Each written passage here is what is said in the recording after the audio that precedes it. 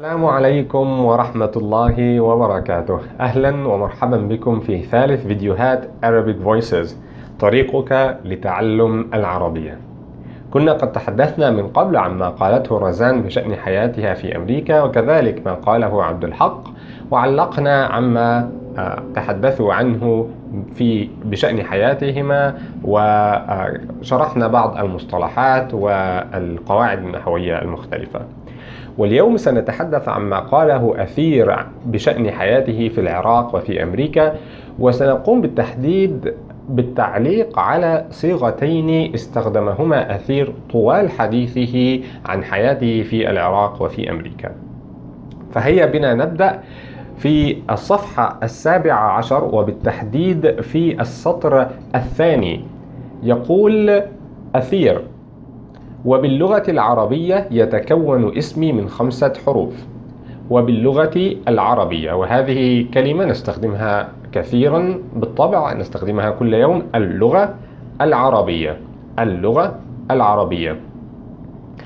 اللغة العربية وهي أولى الصيغات التي سنتحدث عنها اليوم، ما نعرفه بالصفة والموصوف. الصفة والموصوف، نذكر الموصوف أولا ثم بعد ذلك نذكر الصفة، عكس ما هو في اللغة الإنجليزية. نذكر الموصوف أولا ثم بعد ذلك الصفة، هذا ما نستخدمه في اللغة العربية. ومن الضروري أن نفهم كيف نستخدم الموصوف والصفة أو الصفة والموصوف في اللغة العربية. ففي حالة استخدام الصفة والموصوف أنت تستخدم اسم وبعد ذلك تستخدم الصفة. إذا استخدمت الاسم في المعرفة فتبدأ بالألف واللام، لابد وأن تستخدم الصفة كذلك بالألف واللام، لابد أن تبدأ بالألف واللام. إذا لم تستخدم الألف واللام في الموصوف لا تستخدم الألف واللام في الصفة. ولذلك نقول اللغة العربية، اللغة تبدأ بالألف واللام، العربية تبدأ كذلك بالألف واللام. ولكن إن لم تستخدم الألف واللام في الموصوف لا تستخدم الألف واللام في الصفة، فالصفة دائما تتبع الموصوف. فمثلا فيما قاله أثير تحديدا في السطر الرابع، يقول أثير: مدينتي تقع في جنوب العراق وهي مدينة قديمة. مدينة قديمة، اسم وبعد ذلك صفة. الصفة تتبع الاسم، ليس هناك ألف ولام في كلمة مدينة، فليس هناك كذلك ألف ولام في كلمة قديمة وهي الصفة. دعنا نرى أمثلة أخرى.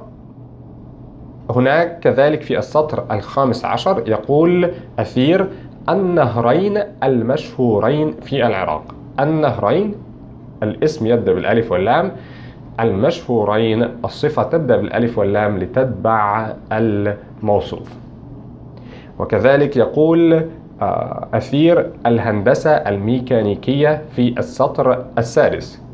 ويقول كذلك في السطر 11: تاريخ طويل. تاريخ طويل، والمدينة لها تاريخ طويل، فهو يستخدم الاسم بدون ألف ولام، فالصفة كذلك بدون ألف ولام. وهذا فيما يتعلق بالصيغة الأولى وهي الصفة والموصوف. ماذا عن الصيغة الثانية إذن؟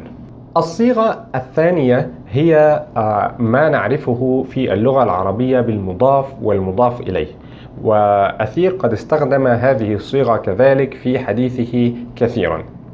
فالمضاف والمضاف إليه يختلف عن الصفة والموصوف بأن المضاف والمضاف إليه كلاهما اسم، اسم يتبعه اسم، وليس اسم يتبعه صفة، فهو اسم يتبعه اسم.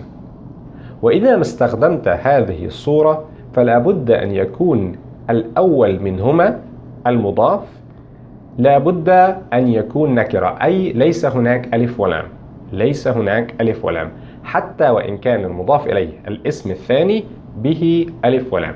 دعنا نرى مثالا حتى نفهم ما نقول. في السطر الثالث يقول أثير: أنا من العراق، وبالتحديد من مدينة البصرة. مدينة اسم، البصرة اسم كذلك، فنستخدم اسم واسم ما نعرفه بالمضاف والمضاف إليه. وإذا كان المضاف إليه وهو الثاني يبدأ بالألف واللام، فالمضاف وهو الأول لا يبدأ بالألف واللام، لا نستخدم الألف واللام، عكس ما هو الحال في الصفة والموصوف. مدينة البصرة، مدينة ليس هناك ألف ولام، الجزء الثاني به ألف ولام، البصرة، مدينة البصرة. الأول لابد وأن يكون دائما لابد وأن يكون نكرة، أي ليس هناك ألف ولام، مدينة البصرة. كذلك يستخدم أثير نفس الصيغة في السطر السابع، يقول: من هواياتي القراءة وركوب الدراجات.